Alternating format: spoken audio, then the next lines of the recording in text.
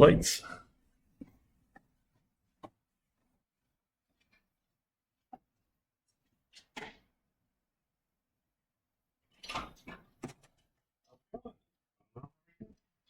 Fix the lights.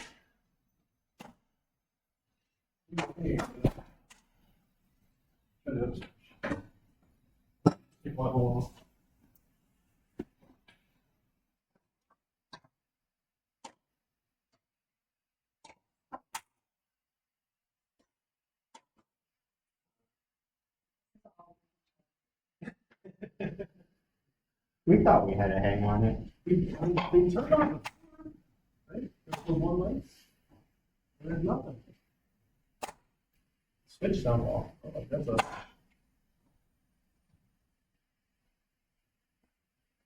Nothing? No, that's the wrong one. They're wrong. All right, whatever. Anyway, work. Is this okay? Yeah, I can. All right. Watching me. All righty, folks. Look, I'm all like lit up funny. Okay, it's like a scary movie. So I do have sad news, though. As I was looking through here, I realized that we haven't done any quizzes. Oh, no. Well, so the downside is that they're meant to be your practice, and then the quizzes make up half of the midterm. So if you don't have the quizzes, you don't have like practice on half the midterm. So I'd like to post them, but then give you more time on them, because we're coming up close to the midterm already, believe it or not. Not too far out from that, because we have this week stacks, queues, and Deques, or Dequeus. Next week linked lists, and the week after that is midterm. So 2 weeks we have midterm already. So we are week 5. So if I post them now and like have them due sometime around 2/22, you have 2 weeks to get them all done. I can get them all graded for you, and then you can have them done for reference for when the midterm does come up. Does that sound okay? Okay. No, they're just take them whenever you want. I usually say it's your incentive to read the textbook. So it's stuff that comes out of the text that you can reference. Stuff I talk about and stuff that comes out of the text. So they maybe usually free points. I don't know. What do you think from last semester? It was 3 points. Okay. The one time I got a low grade when I didn't do that text before. Okay. Yeah. So ideally they're free points for you, and then I can use that same question bank for the half of the midterm, which is literally the same questions, just pulled out of a question bank. So, you know, I don't like midterms being stressful, so I try to make them not. But they look at me funny if I don't have an exam, so it's got to be in there. But so I don't know. It's like one of the things on a syllabus checklist. It's ridiculous, but that's what it is. At least I can get rid of the final exam. Now I can just do a final project. We've kept that since COVID. Which has just been phenomenal. I would always do a final project anyway, and then it's like you have both, and that just sucked. So just a final project. So I'll post them all tonight. I've got myself a note here after I get home and settled and stuff tonight. So we'll do a quiz for Chapter 2, quiz for Chapter 4, quiz for Chapter 5, and then nothing yet because we haven't finished Chapter 6. So it's just 3 that we're behind on, but I'll put them out until 2/22. So you can get them done. I have to manually grade them all, but it's generally pretty quick. They're 10 questions or less, sometimes 5, sometimes 10. They go pretty quick. So okay, I will do that. I apologize. I apparently have just been forgetting. So, and no one mentioned it, which is okay. That's fine. 1 quiz per chapter. Yeah, so 10 questions for 2, 10 questions for 4, 10 questions for 5. So they're pretty quick. As you know, you can always find everything in the textbook or stuff we've talked about. So otherwise, people don't actually read the book, which is like you don't even have to like read every word of it, but there's some level of reading between. Okay, I've looked at like the bold words, and I've actually done some reading. You know, skimmed the paragraphs at least. You know, if you know what information is where, you can go look it up when it comes back, and you pick up the high points, and that's enough for now. We don't need too much more than that, at least for this one. So You know, I came across online on TV, I was talking to someone and I was like, you know, we haven't done one clean. Yeah. We're going to say anything? I'm sorry. So I'll fire up PyCharm here and we'll talk about stacks and queues. So we'll get through stacks pretty quick. I will maybe start with queues. We'll look at like the dumb queue today, and then we'll look at a smart queue on Thursday. These are very specialty type data structures, ways of storing information in a very rigid, strict form. And they only allow you to interact with it in certain ways, which actually works out nice if a problem you're trying to solve fits that sort of model, and it doesn't happen all the time. Let's go here. Oh, and I did post, someone wanted to see the timing, so I ran 1 million for insert and deletes on a computer. It took about a minute, maybe 2 minutes or so for it to run. So I was able to get those graphs, and you can actually see them trending. Here, I'll post them I had them in the Discord here. Let me go grab that. I'll show you. So you can kind of see that it slows down. Overall, the trend is a little bit funny, but let's see.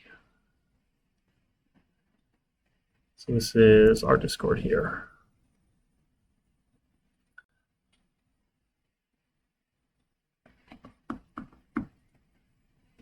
So for removes, so removing the nth or the 0th index from an n-sized list. You notice the difference isn't all that great, but in terms of, it's 3 times slower. I don't know, in terms of operations, and it's hard to get an exact picture, but you can kind of see the trend there. It's slower when there's more items, and it speeds up as you go, closer and closer and closer to 0 as you have smaller and smaller items. Again, things happen generally fast, but it does take quite a, this adds up when you have a million items. This was like more than a minute worth of operations, so it adds up pretty quick. So there was that trend, and then for inserts at index 0, similar idea, because everything needs to shift. So when you're deleting at 0, everything shifts to fill that space. When you're inserting at 0, everything shifts to make room for the new item. So it's essentially the same thing in terms of operations. They're all really slow because they have to move and things. What would the integral of this give? Yeah, I think total time, right? If the sum of the values under the curve would be the total time it took. That sounds right, GG Hockey. All right, so that was those ones, if anyone was curious, or what they might look like. So let's start a new project. This is week 5 here. This was stacks and queues. So the idea with the stack is kind of what you'd imagine here, as if you had an actual stack of something. And again, imagine it's maybe a stack of very heavy things. So when you put something on a stack, it goes on top, right? You're just piling onto the stack. I know in real life, if it's like a stack of small things, you can pick it up and put something anywhere you want in the stack. We're going to pretend that doesn't happen. We're going to pretend these are super heavy things. So generally, when we visualize a stack, a lot of people like to think of it as like a bucket, right? So imagine you have this large bucket. Thanks for the ad here. That is awesome when you get ads in your programs that are licensed. When you put something in, it's going to fall all the way down to the bottom, right? So if I put in, say, the number 3, we're going to put a 3 in here. Falls all the way down to the bottom of the bucket. If I put in a 4, it's going to fall all the way down and land on top of the 3. If I put in a 27, it'll fall in, land all the way on top. If you reach in and grab something, if you want to take something off the stack, you reach in, you grab the 27 and pull it back out. That one's gone now, right? So we took the 27 out. What's next on top then is the 4. Now you can get the 4, you can put something on top of the 4. So a stack is very tightly controlled and limited. So you would say this is a first in, last out, or philo sort of data structure. So the first thing you put in is the last thing that's coming out because you're putting them in a stack. And now, if you remember back to when we looked at recursion, we said there's this call stack that, hey, I started my code at line 1 in main here, and then it might have jumped to a function here, and then I might have jumped to a class here, and another function here, and a recursive call here and here. There was a call stack. Each of those things gets worked until that call is done and it's pulled off the stack, and you're right back to where you left off at that previous location. So behind the scenes, the computer actually uses a stack to track all of this stuff, because that's what happens. So if you make a call, if you jump somewhere, you add that to the stack. When you're done with it, you take it off the stack, and you're right back where you left off. So it's a great data structure for solving particular kinds of problems. Now, not everything is modeled well with a stack, but some things can be modeled very well with the stack. And turns out you can solve the, oh my goodness, the circle things, the Tower of Hanoi problem iteratively if you use a stack structure. Because that's all it was doing. It was saying, okay, I can't move 5, but let's move 4, then move 5, right? And then move 4 back on top. So it's adding these operations to a stack. So you can't move 4, so you wait on that. You move the 3, you move the 4, you move the 3 back. Well, you can't do 3, so you have to wait on that operation. So if you can stack those structures, stack those instructions, then you can do it without recursion, and it's technically faster and uses less memory, because every time you call a function on that call stack, it has to track all the variables at that location. So it's a little bit more efficient, but a big pain in the butt. So it's not fun to do it necessarily, but if there's some sort of problem that really needs to be sped up that has an easy recursive solution, this is something we can look at to kind of optimize it if we really want to squeeze out every bit of performance. Now, for our purposes, we probably could care less. This is most people's second programming class, so we're not doing anything at that sort of scale where it's going to matter. But if you start doing something at the millions and billions of operations, that little bit of performance gain is going to be huge. So again, it just kind of depends on what problem we're solving. So knowing about the stack and knowing it's a tool in your toolkit is awesome. All right, so what we're going to do, we're going to look at performance of a stack. Now, I know I said usually we visualize it vertically, but what if we imagine it horizontally here? So this is, say, the front of a list, like index 0 of a list here. I guess that should be underneath, right? Index 0, index 1, 2, 3, on and on and on and on. If I were to add something to it, that's a call to append. That's an A. Right? Append just says go to the last available position. So the first thing, 3 shows up, 4 shows up, 27 shows up. Great. And you remember how fast appends are on average? This is the audience participation part. Right? O of... No, on average. So with this amortized average for appending something to a list, the average time is 1. It's constant. Right? Every so often, the worst case, it'll be slow because we have to double our size and copy end things over. Most of the time, we have that extra space. We just can say, oh, boom, you got room, you go in. So appending something is an O of 1 operation. How about removing something from a list?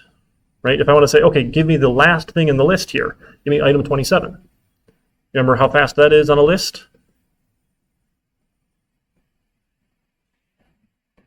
No, nothing has to shift. If you just take the last item off, nothing has to move out of place. So that's another O of 1. It's constant. So, and the last thing is just looking. So appending is, our term for this in a stack is push. You push something onto a stack. You pop something off of a stack. And there's a pop method for Python lists. You can give it an index. In our case, we're only ever popping the last thing. And it turns out pop without an argument is the last index, is the last item. So this is a pop, that's a push, and then there's something called a peek, which just says, what is the value of the last thing? It doesn't remove it, it just says, what's on top? Show me. And that is an O of 1 operation, right? For any given index in a list, we can get at that value in constant time. This is just the arithmetic because I have that contiguous block of memory. So a stack is a really, really fast data structure on average, right? All of the 3 operations are O of 1, constant time. The downside is you can only do those 3 things. If you want to add something to the bottom of the stack, you have to take everything off, put something on the bottom, and put everything back on. That's really slow. But if you have to do that sort of thing, you probably don't want a stack. Right? You probably want some other sort of data structure. So writing one of these is really kind of silly in Python because the Python list itself is just so amazing. But we can write a class for stack. Right? We're going to define an init method here. That we're going to say, hey, my underlying data storage is a list here. Okay, because we use a Python list behind the scenes here. And then we can write methods. So to push an item, we say self.data, append the item. To pop an item, we return self.data.pop. And then to peek, we're going to return self.data at the index of length of self-data -1. Remember, if I have 10 items, I have indexes 0 through 9, so length is 10, the last value is at index 9. So length -1 is the location of that last value. That's our stack. Push, pop, peek. Sometimes you'll also add an is empty. You can say, like, if we're empty or not is like a helpful tool for data structures. Be like, do you have anything in it? And it just returns a true or false. So we're going to return the length of self-data equals 0. If our length is 0, empty, yes, true. If the length is anything other than 0, we're returning false. We're not empty. So just a quick little check here. And we already know how to do length of data. We don't have to track anything else. Sometimes you might even have a size or your own length of something. It's not as common for a stack, but maybe you might have a stack here. So you can define this underscore length. So you can use the length operator on an instance of a stack, and it will tell you how long it is here. So again, this is like the internal operation we can override and say, okay, well, let's just return our length. So I'll tell you how many items I have. And remember, the Python list will tell you how many items it has in it. So then we could, if we really wanted to, we could say list length of self, but that's silly because it's just going to run the same operation. So we can tell if we're empty. We can tell you how many items we have in ourselves, right? How many items we are holding. We can add something. We can pop something off, and we can peek at the top thing. Now, this is going to crash if we're empty, but we don't really care too much. It's just going to crash. We'll let it crash because we're empty. Okay, so that's it for a stack. So if you want to put a bunch of numbers on a stack, we can make a stack, I don't know, equals stack. And then, I don't know, how about for number in range, let's do 10. We'll take stack dot push the number, and then while, how about stack dot is empty and not? While not empty, we'll print the stack dot pop. Right, grab the thing off the top and print it. If we're not empty, grab the thing off and print it. If we're not empty, grab the thing off and print it. So we're going to put the numbers in 0 through 9, and what we're going to get back out is 9 through 0, right? Because we put them in on top, on top, on top, on top, on top. When we pull them back out, we grab the top thing. So basically, we get the reversed list here, right? 98765432110. We get them backwards, but it all happens really fast because all of our operations then are O of 1, O of 1, O of 1. O of 1 is empty O of 1, length O of 1. Right? We can really quickly tell you how many items we have. It doesn't matter how many n we have, length just knows it here, constant time. So all the operations here are constant, even our init here happens to be constant. So you can put as much as you want in here. On average, right, we know the worst case time is O of n, because if we have to resize that underlying Python list, we've already looked at how slow that is. Yeah, the worst case is slow. Again, most of the time we don't care about worst case. We'll do some magic hand waving and say, it's not that important. So a stack is very efficient at storing things like this.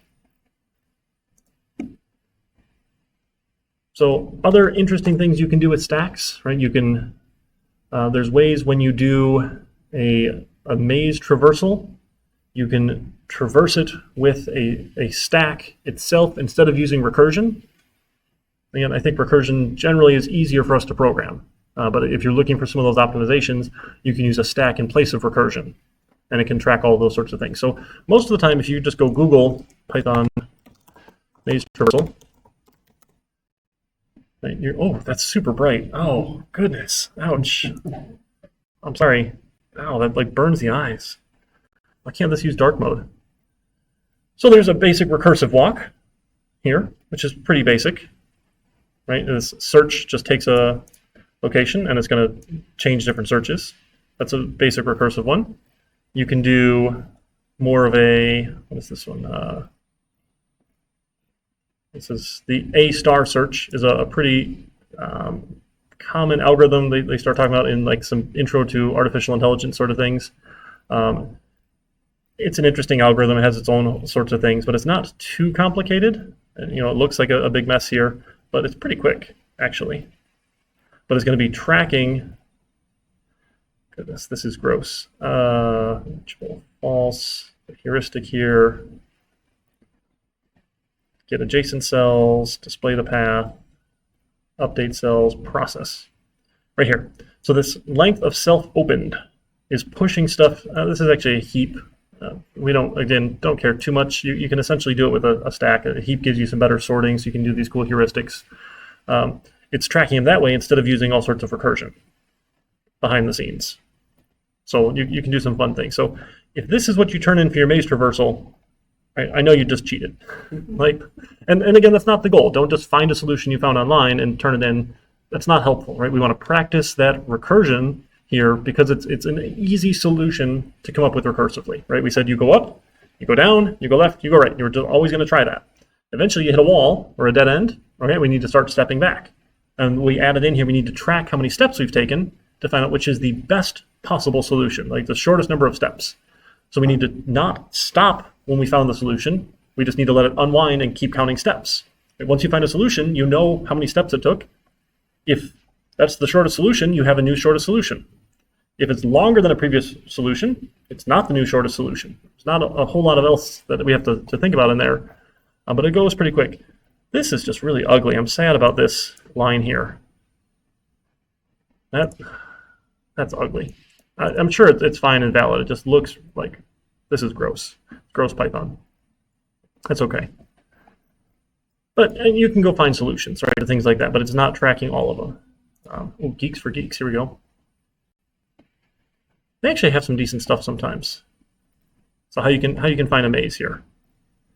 Right, this is open and closed, so they're always starting in top corner, bottom corner. It's a better option. No, I don't want to sign up. To be able to have a random starting place in your maze, so that you can put a start location anywhere you want and an end location anywhere you want.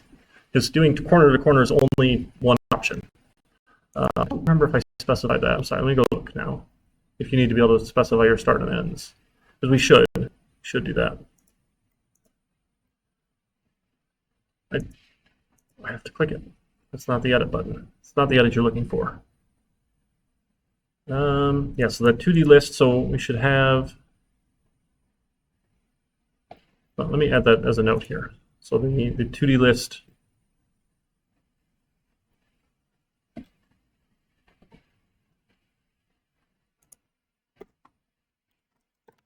use S for a starting location, E for an ending location,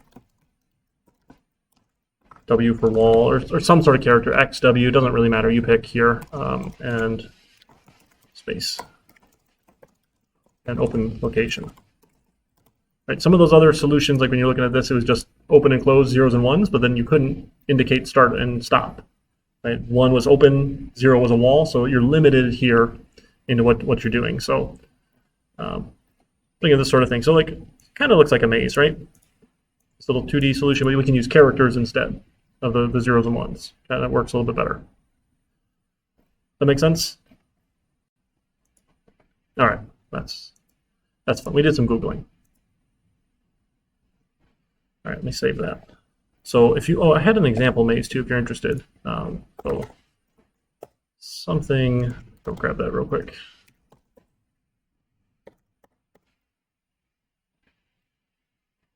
We'll go like show you what that might look like for one of them. Here we go. Something like that. Oh, that's such an ugly paste. Can I do pre-formatted paste? No, it's still ugly. Let's try the Notepad first. Get rid of any other formatting. There. So there's like an example maze. Right, so it has got a start location. In this case, it is start in the corner, end in the corner, but you should be able to start anywhere, right, from any location. Otherwise, your mazes are kind of boring, right, if it's just corner to corner. Right, so we can visually see that there's a couple solutions to it already, right, because we're decent at this with our eyeballs. Right, you can go down, down, over, over, and now going this direction or this direction is going to be the same number of steps. So there's two paths, but the shortest number of steps is still 1, 2, 3, 4, 5, 6, 7, 8 steps to get there. It doesn't matter if you go right or you go down here, but the one that is not the shortest is going up and around. Right? That's too many steps. So when we find the solution, if we have a solution that's shorter, we don't care. If we haven't found one, then okay, we have the new shortest solution. Right? Same like when you look at a list of numbers, you want to find the smallest one. You start with the first one. That's the smallest until you know better. Once you find one that's smaller, you have a new smallest. So same idea with our number of solutions or number of steps. Right? You can just track the shortest one. All right, let me unzoom that. All right, so that's for stacks. So you can do lots of fun things with stacks. I don't know. Do we need more? Do you want more examples? Do you want to move on? They're pretty straightforward. Right, so the other class that you can have is a queue. Now a queue works like a British queue or a line.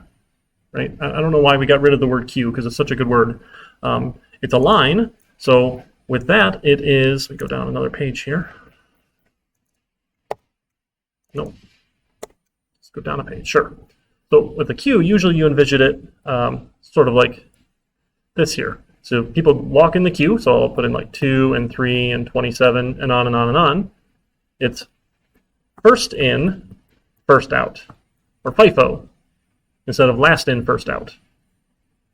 There's also, I think some people would say of stacks, it's last in, first out, but I don't think LIFO is as common as FILO. I forget. People come up with all sorts of funny names. So last in, first out, first in, last out, first in, first out, or last in, last out, LOLO, LILO, last in, last out. I don't know. You come up with all sorts of silly acronyms for it. But it's just like a line at the grocery store, right? You show up, you're at the end of the line, the people in front of the line get served first, right? Once it's your turn, you're at the front of the line, then you're pulled off. So the functions for this are NQ, Dequeue. I don't remember if there's two UEs, UE, maybe. NQ, UE. I don't know. I'm sure we could look it up. So NQ, Dequeue, and then first. Or first or front. Might be front, actually. Front. To look at the front. So now this one causes a little bit of a problem for us, and we're just going to look at the dumb one today, and we'll see how far we get. We can save the smart one for Thursday. So adding something to the end of a list in Python, and we'll just imagine if this were a list here, how fast would it be to NQ an item, to just append it to the end? Right? That's O1, that's constant. Taking something off the front, though, is not constant. This is not fast, right? Because everything needs to shift to take its place. So now we have a problem. So this one is O of n. The more n we have, the more items need to shift when we take something off. So that's sad. That's a big sad here. Right? We don't want that. To see what's at the front of the list, though, is quick. We can peek, or like the stack peek to see what's on top. We'll see what's at front here. That's constant time. We can get anything out by index. It's just at index 0 here. This one's pretty quick. Okay? So we'll write the bad one first, and we'll see how it goes. So our class for queue, then, we're going to define our init method. We'll have a self.data as a list. And then we'll NQ an item, self and an item, take our self.data, and we append the item. We can dequeue an item. We return self.data pop 0. Right? Take the first item out, return it. And then we can look at the front item. So we're just going to return self.data at index 0, and length and is empty are the same, right? Because we have an underlying list. Right? So we said this one was O of 1 for front. NQ is O of 1 for adding, right? But DQ, this one was O of n. This was the sad one here. Right? That's slow. We don't want slow operations. We're looking for things that are fast. Okay? But it should work. So now if we want to add a bunch of items here, and take our, here, let's let's comment these ones out. Comment, so we can pretty much copy and paste. So let's do a queue is a new queue. And can I just uncomment those real quick? Yeah, where's the uncomment? Oh goodness, that's fine. Okay, I figured there's a shortcut for it, and I'm forgetting it because I don't know. It's been a long day, right? Take our queue and we'll enqueue, and we will dequeue. Right, so now we'll get our items in order, right? The first one that went in is the first one that comes out. We get 0 through 9. And again, this was a little slow, which was unfortunate. So maybe I'm going to rename this one the slow queue. We'll call this a slow queue, right? Because it is slow. Can we do better? Yeah, we can do better. We can definitely do better here. So let's look at a faster queue. Let's copy this. We want a faster queue. So with a faster queue, we can still, all we need to do is improve the dequeue operation here, right? So what we can do is we can track the front index. -1. So we're going to start at -1. Every time we add an item, so we add the first item, we can add to our front index. So when we add an item, so if the length of self.data is 0, we're going to take our self front index and we're going to set it to 0. We start off at 0. You know what? This is that's too complicated. Forget it. We'll just start at 0, and we'll assume if you try and take something off when you're empty, we're just going to crash anyway. So we want to do to dequeue an item, we're going to take the item is the self data at the front index. Okay, and then we can take the self front index and add 1 to it. We return the item.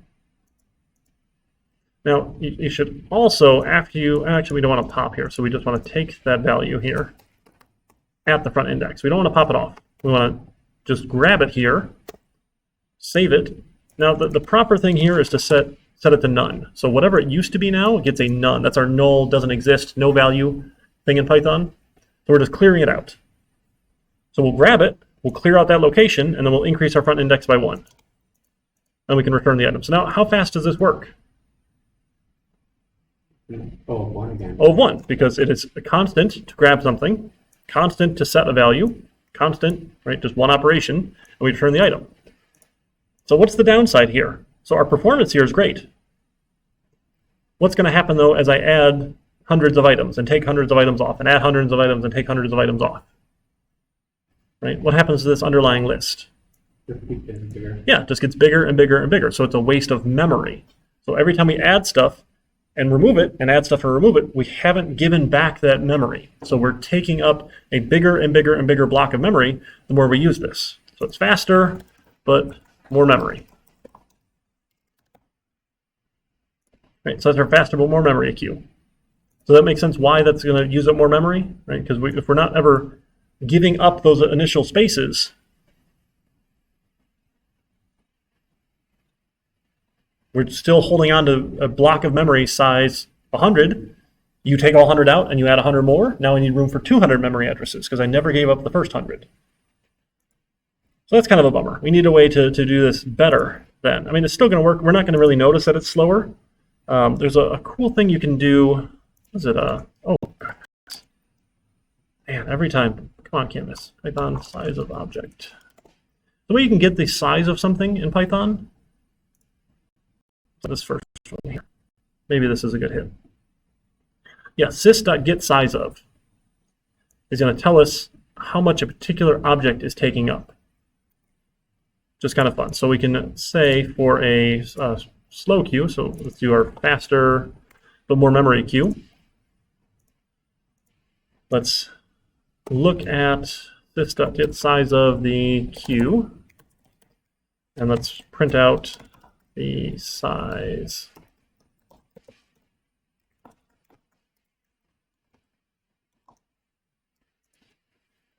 So we need to import sys. right?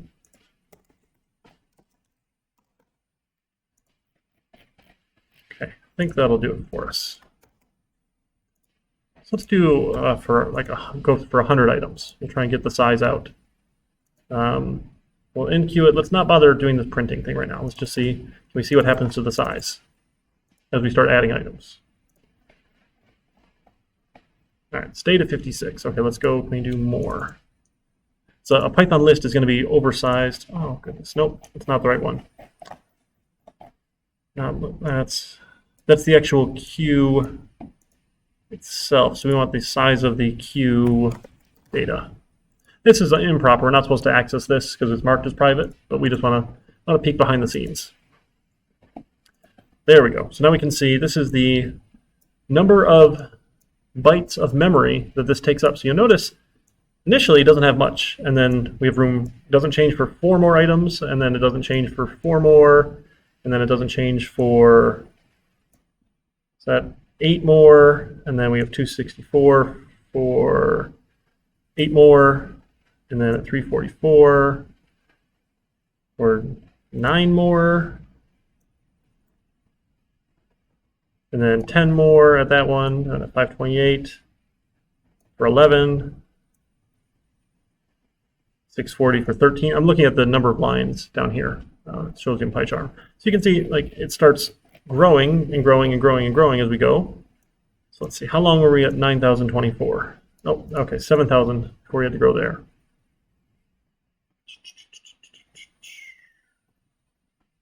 $7,984. All right, this is a terrible way to do this. I'm sorry. We could do better. There. So that is for 115 adds, it is the same size in memory for that data storage. Because remember, we grabbed a block of memory and said, hey, save me a block of memory, please. I want to go add to it. So I don't actually know behind the scenes what Python's doing for its increasing. However it is, it's really smart. Because smart people have looked at this and said it's good. So we can see it's getting bigger and bigger and bigger. So even if we start removing numbers now, that size is going to stay the same. Right, so as we start removing items, let's do the same thing then. We don't need to actually print that. We'll just print the size as we dequeue. Oops, I want to copy that. So we'll just dequeue, and then we'll print the size. Right, and we expect it not to change. Oops. Oops, so our isEmpty is wrong now. Uh-oh. So we can't just say here's the length 0 because we keep storing individual values. So, and our length itself is wrong too, which is a bummer. So this should be length minus the self.front index, right? That's how many items I have. So if I've added 5 items, my length would be 5. And if I've popped off 5 items, or dequeued 5 items, my front index should be at 5. So 5 minus 5 is 0. I have no items left. So then isEmpty, then we can do, now we already did this arithmetic, so let's just do it this way. So we'll do length of self equals 0. Because now we know if our front is empty here. Give that a run. And we see our size stays, right? Even if we're dequeuing items. Because we haven't freed up any of that memory here behind the scenes. Because we're still needing to store all of that. So this one is not efficient memory-wise, but it's faster performance-wise. So when we talk about performance, or that's often also known as complexity. Again, a reason we skip the chapter because all the terms are just nuts. But there's time complexity, time performance, and space performance or memory performance, memory complexity. Right. So the more memory something takes up, right, that could be a problem, or the more time it takes could also be a problem. So you kind of have to balance between the two for some things. So in this case, we've traded performance for memory. And, you know, for our purposes, unless we're adding millions of things, we probably don't care if Python's going to use a couple more megabytes of memory. Remember, memory is pretty cheap, right? We've got kilobytes is 1,000 bytes, megabytes is 1,000,000 bytes, gigabytes is 1,000,000,000 bytes. So as long as you're not using like billions of items, you know, if you're staying in the millions, just using some number of megabytes, we're probably okay. Right? Nobody's going to care too much. Again, we're just saying we don't care right now. Right? It's a good problem to solve later. It's just kind of beyond the scope of what we care about. So you can see this one is bad. So what can we do? Can we make this one even better? I think we've got a little bit of time today. You want to try and tackle it? So we can do better. So what we want to do then is we need to track the front and the back, which sounds kind of crazy here, but we can do that. So we need to, it's essentially, it's easier if we draw a picture here. So with our queue then, so if we've said, hey, I want to have room for, say, 10 items. 1, 2, 3, 4, 5, 6, 7, 8, 9, 10. Okay? If I'm tracking where the front is, so right now the front is here, and currently the back is also there, right? Because we have no items. If I put something in, right, let's put in that 2, now my back is now here, right? We need to move the back. So this is back, this is front. We'll add the 3, now back needs to move to here, right? We have the 27, great, that goes to the next one. Now if we take the 2 off, we're going to move front to here. If I take the 3 off, we'll move front to here. Okay, let's add some more numbers. Add, 9, 12, 15, 27, 32, 55, right? And we just keep on moving back and back and back and back and back. Once I add the 77, I'm out of space, right? We're out of locations, but what we can do now is back can circle around to the front here, because this is the next open spot without having to ask for more memory from Python. So then I can put in a 21 and a 22, right? And back will just keep on moving here and here and here. And then back will be here. Sorry, front points to this one, right? And then I can add 23.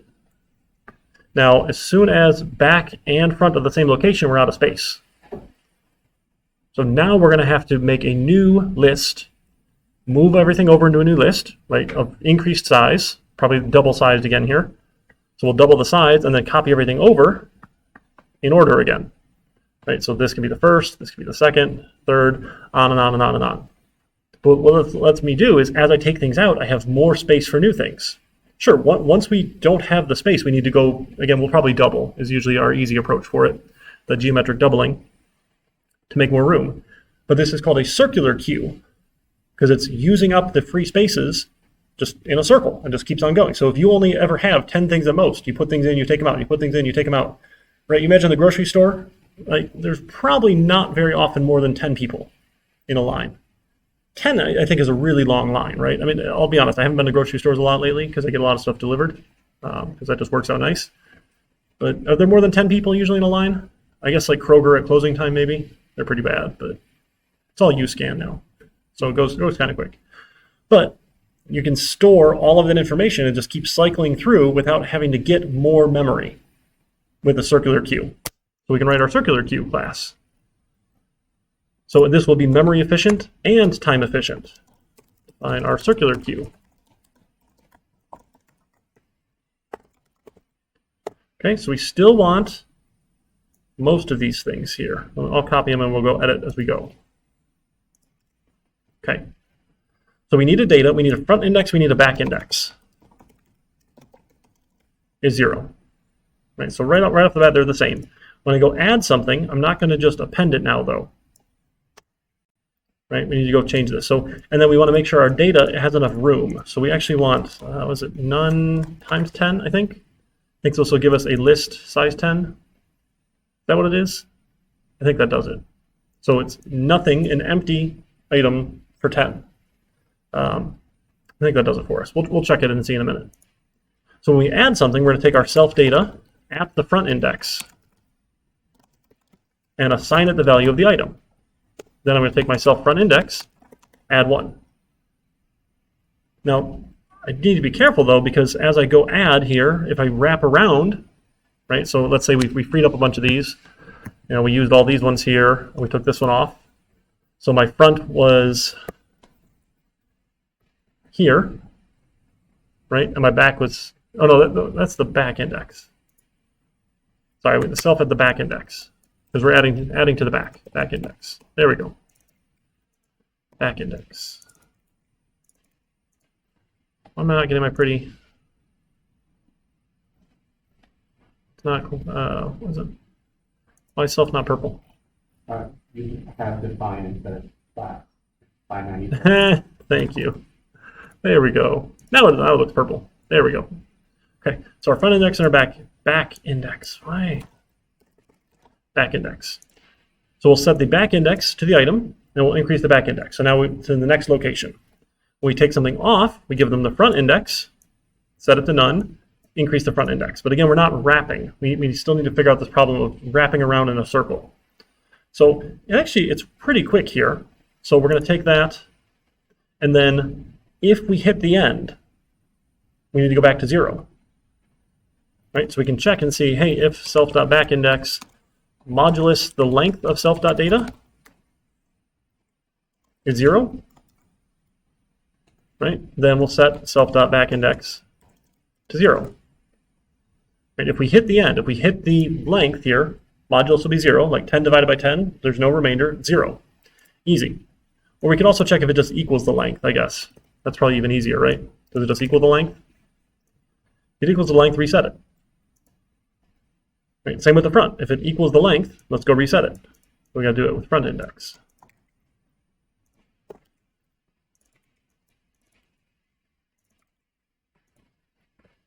Right? We're doing okay so far. But now when we add an item, we need to be careful and see, hey, if the back index wrapped all the way around, right? So we're tracking front and back here. So we added a bunch of values, we subtracted a bunch of values. So this is the front, this is the back, and we add a bunch more. And the back now points to the front. Now we need to resize because there's not room for another one. Right? So we can say, hey, when we go to enqueue an item, if the back is the front, we need to resize here. Right? So we can check. So if self.back index is equal to the self.front index, we need to go resize. We'll have a little helper method here, resize, because that's a little bit of logic. And we could break that up into a separate thing here. So to define resize, right, it's going to make a new storage. So this is new data equals a none times the length of self.data times 2, right? We'll double the size, right? Then we want to take every item out and copy it into the new one, right? So we want to go through all of the old data, copy it into the new one. So we want to start with the front index then. So we're going to say for index in range self.front index to the length of self.data, right? And then we also need to be tracking the new index. So how about new index is 0? We'll take the new data at the new index, and we'll assign it the value of self-data at the index. Right? So wherever the front was, start there, go to the end. Copying over to the new index, and we'll take new index plus 1. Right? So every time we copy something over, move that out. Move it out, move it out, move it out. So that one's done. But then we also need to do this again. But we want to start now at 0 and go up to the front index. Right? Because if we've wrapped around, right, we need to start wherever the front is, copy to the end, and then go back to the beginning and copy those ones over if we have more items. Right? So we'll copy then from the beginning, right, wherever the front is, all the way to the end, and we'll wrap back around and start back at the beginning, copying again. Does that make sense? Right, because that's got to make sure we get all the items. So it copies them all into the new data here. And then when we're done, we can say self.data equals new data. Right? Our data storage is now the new data storage. Then our self.front index is equal to 0. Right? We have a new front, and then our self.back index is now the length of self-data, the new data. How many items we have in here? Oh, no, we can't do, we need a new index, sorry. It's going to be the new index. Right? The back is going to be wherever we left off here with all the plus ones. Right? That'll be the back index. Is this making sense? So we should put things in a circle then when we resize. This is why we want it to be its own function here.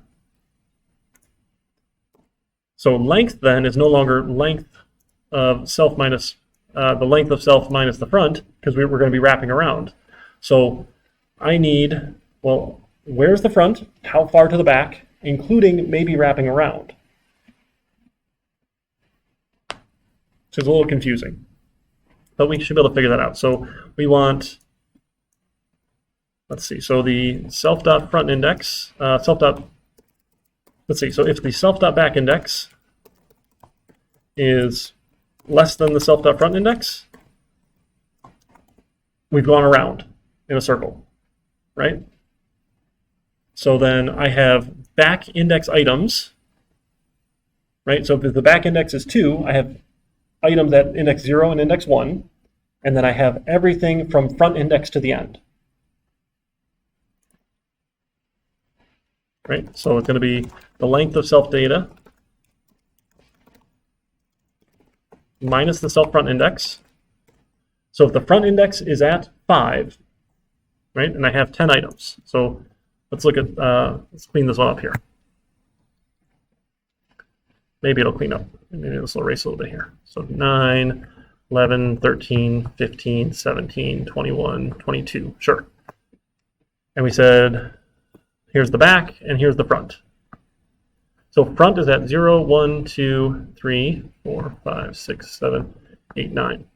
So my front is currently 3. So the length is 10 minus 3 is how many items are here, right? That's 7 items. Plus my, actually, I'm sorry, my back index then is looking at 2. So plus the back index, plus 2, right? So if my back is before the front, great. We add up all of that plus the self back index. Otherwise, we can return the self.back index minus the self.front index.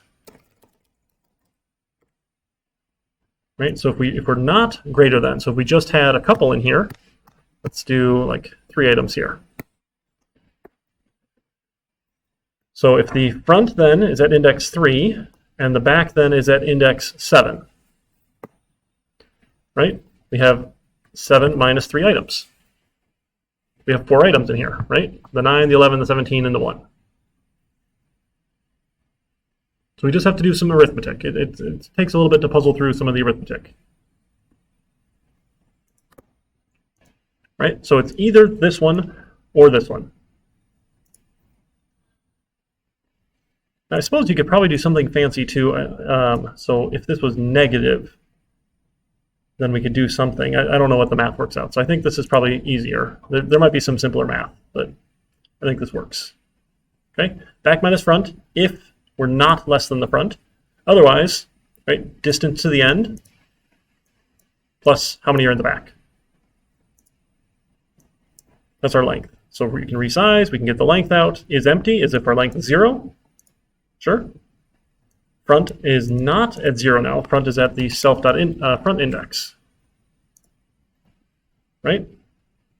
Oh, we should have changed that one for our fast queue too. So that was going to be self.front index. Right? There we go. Good. To dequeue something, right? Grab from the front, set it to empty, increase front. If we hit the end, wrap to the beginning. So dequeuing is always fine. We can always dequeue.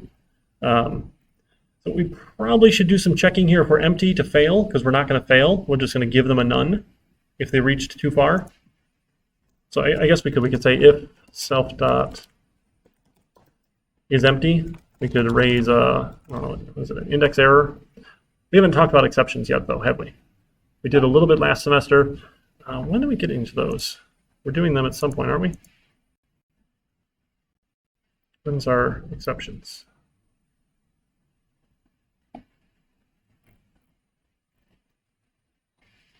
No? Do we not? Oh, okay, so we already talked about them. Okay.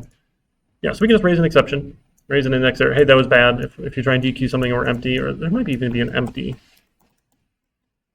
I forget, empty, index error is close enough. Okay. That's probably fine. Probably same with front here. If you try and get the front and we're empty, we should probably raise an exception. So just to be safe here for some of these, because with the other ones, they were going to raise exceptions anyway. Right, so probably, oh, and the is empty's wrong here too. Oh no, length of self was fine. So if as empty, if empty, raise some exceptions. So the slow queue will do it for us, right? Because we're popping the items off as we go. So when you try and get something of 0, it's just going to crash on you itself. We don't have to raise our own exceptions. But for these ones, we do. All right, so we looked at the 3 different queues: the slow queue, the faster queue that uses more memory, and now the circular queue, which is our optimal queue. So in terms of performance then, right, to add something to the back, we might need to resize, but on average, right, we're still constant because we're only resizing half the time. We're doing that geometric doubling. We can say the amortized cost of it, on average, due to our magic hand waving, say constant. Great. Dequeue, to take something off, constant. Right? We know right where we're taking it from, and we just increase our movement. To grab the front thing, great, constant. If we're empty, constant. To get the length, constant. Resizing, then, this is the O of N operation. So this is always an O of N operation, because we have to copy N items. But again, we don't do this one all the time. We're only doing it occasionally as we're adding things as we need to. But the actual speed of this one is O of N.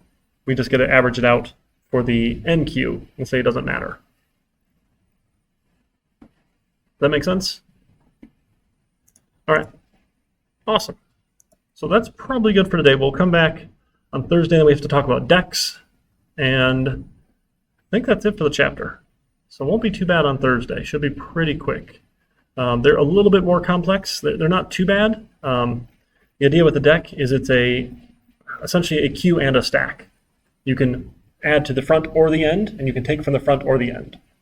So with our circular style, it works out relatively well for performance. We just need to modify a couple things. So you can add to front, add to back, instead of NQ and DQ.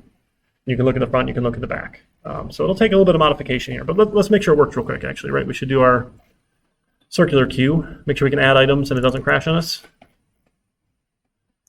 So how about a circular queue? We'll add 1,000 items, see what the size is, DQ 1,000 items, see what the size is. So as we DQ items, actually, though, our size isn't going to go down, which is a bit of a bummer. So it's only as we add and remove at the same time is the size going to change. Right, so if you're, we don't want this one. Because if you add 10,000 things and you take out all 10,000, we still haven't resized smaller. There are ways you can resize smaller if you wanted to. We could add in a resize smaller instead of a resize larger, where we could say, hey, if we have less than half items, let's shrink ourselves to save some memory. And it's, again, the same kind of logic here. We just go from front to back and start writing to that new data thing here. Let's not bother with that. Right, so we just won't get smaller in this case. Maybe we can save that for Thursday. We can do some shrinking. Oh, we're supposed to print, right? Print the DQ. We should be able to get 1,000 items out in order. Cool, 99999. So it didn't crash. That was good, because last time it crashed on us when we had some errors. So feeling pretty good. It's going to work. Again, we haven't really tried. I guess we should try some circular ones, right? We'll add some, and then we'll take some out. We'll add some. We'll take some out. So how do we add? Let's add 100, and then let's pop out for number in range 50. Let's DQ, and then let's go add some more in. Go queue some more. Let's go queue another. How about we do another 100?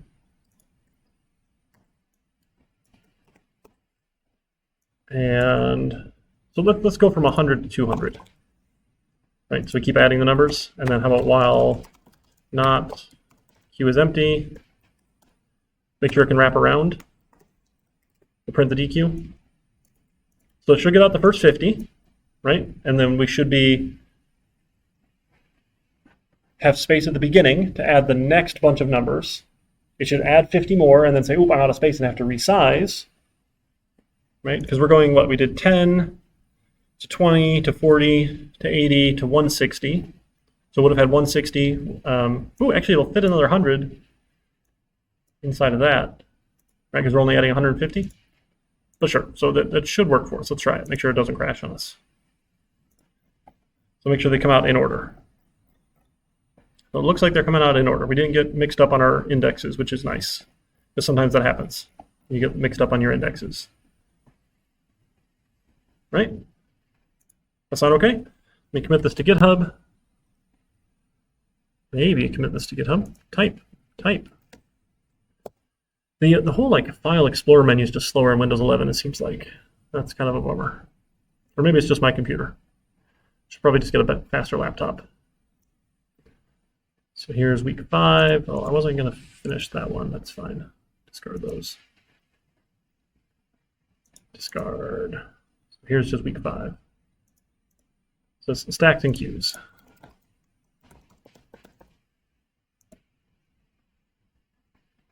All right, so we'll come back Thursday, finish up Deques, finish up the resizing smaller so we can optimize.